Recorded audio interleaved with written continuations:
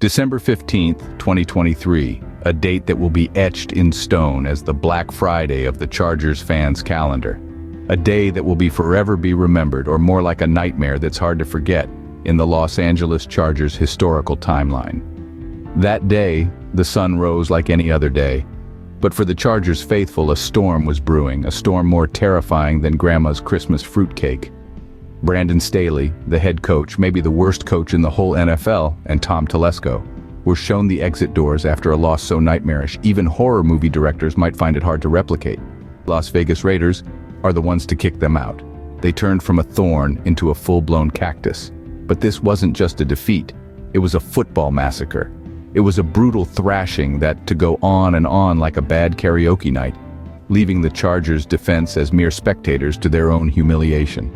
The final whistle might as well have been a jester's bell, signaling the end of the Chargers' reign. The Los Angeles Chargers bid adieu to two of their leading Staley, known for his aggressive play calling and his epic sideline rants, and Telesco, the man who had assembled the team. Anyone could have had seen this coming, almost like they have been selling Fire Staley and Telesco t-shirts at the parking lot weeks prior. But hey, this is the sports world where nothing stops, not even for a moment of silence for the departed. So, here we have Giff Smith and JoJo Wooden, as shocked in a bathtub, suddenly trusted with the responsibility of getting the Chargers ship back on course, that very ship that had just smashed into an iceberg called the Raiders. What led to this drastic decision? Well, let's just call it shitty coaching, missed opportunities, and all-around bad luck. It was like watching a slow-motion train wreck. The Chargers management finally ran out of patience, and the axe fell on Staley and Telesco. So folks, fasten your seatbelts as we take a deep dive into the events leading up to this unprecedented upheaval in the Chargers camp. I promise you, it's going to be exciting. The season kicked off with all the high hopes of a kid on their first visit to the candy store. But soon, those sweet dreams began to crumble like a stale cookie. The Los Angeles Chargers, a team stacked with potential like a misjudged game of Jenga, found themselves in the unexpected position of trying to dig out of a hole they didn't even know they were in. This slump snuck up on them like an uninvited dinner guest, quietly embedding itself into the team's performance, until their record looked less like a winning streak, more like my attempt at a diet after the holidays. The Chargers, once a team that could spark awe like a well-timed firework, were now more reminiscent of a damp squib, a faint echo of their explosive past. They were caught in a storm so intense even a seasoned sailor would be reaching for a life jacket. The once champion team was now having a tough time swallowing the bitter pill of defeat, 5 to be exact, in their last 6 attempts. The numbers were more daunting than attempting to assemble Swedish flat-pack furniture without instructions. For the first time under the guidance of the charismatic maestro Brandon Staley, they were teetering on the edge of being stamped as a losing team, a label than my Aunt Martha's homemade jam. The pressure was piling up like dirty dishes after a family gathering, the expectations skyrocketing, but the results were as disappointing as a canceled vacation. The struggle wasn't just noticeable in their stats, it was as obvious as a penguin at a beach party. Their offensive line, once led by the dynamic quarterback Justin Herbert, was struggling. Herbert, who was once seen as the North Star guiding them to victory, was now more like a GPS struggling to get a signal. The guy has the potential to turn the game around, but he was doing less flipping and more flopping. The offense, once a well-oiled machine, was now more like a rusted bicycle with a flat tire. Their attacks had all the sting of a toothless bee.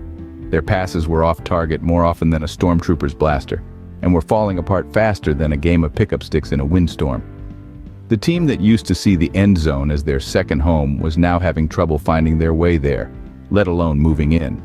On defense, their supposed saving grace was beginning to crumble. The Chargers' defense was underperforming, leaking yards and giving away points like free samples at a farmer's market.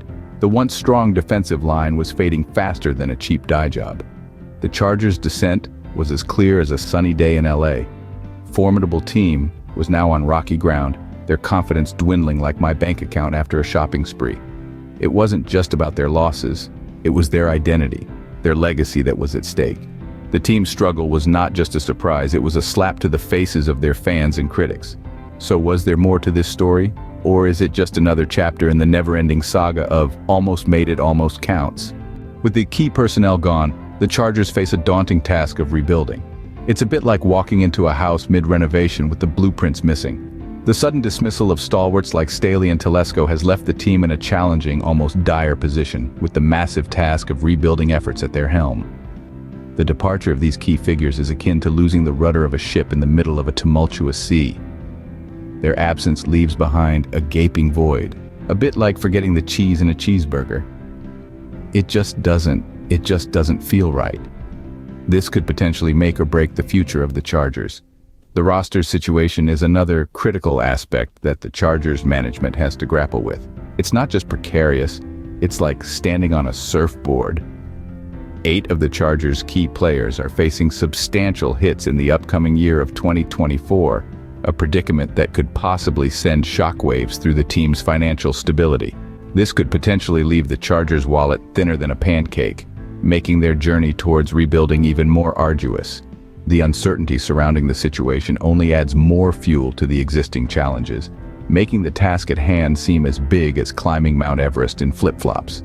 This brings us to the two figures who are now at the helm of this sinking ship: interim head coach Giff Smith and interim general manager JoJo Wooden. It's a bit like they've been handed the keys to a beautiful mansion, only to find out it's haunted. These two individuals, previously in the shadows, are now thrust into the limelight, holding the Chargers' destiny in their hands.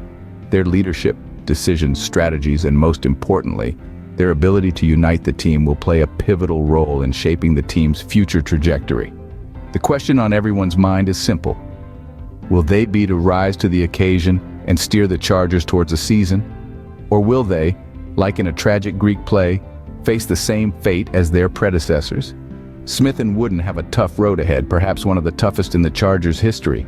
They need to not only rebuild the team's morale, but also improve their performance on the field, and essentially breathe new life into the Chargers.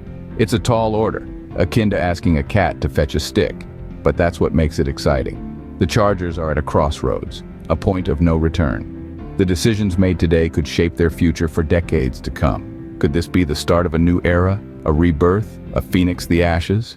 Or will it be the beginning of a downward spiral, a tragic story of potential unfulfilled, much like a cake that looks delicious but tastes like cardboard?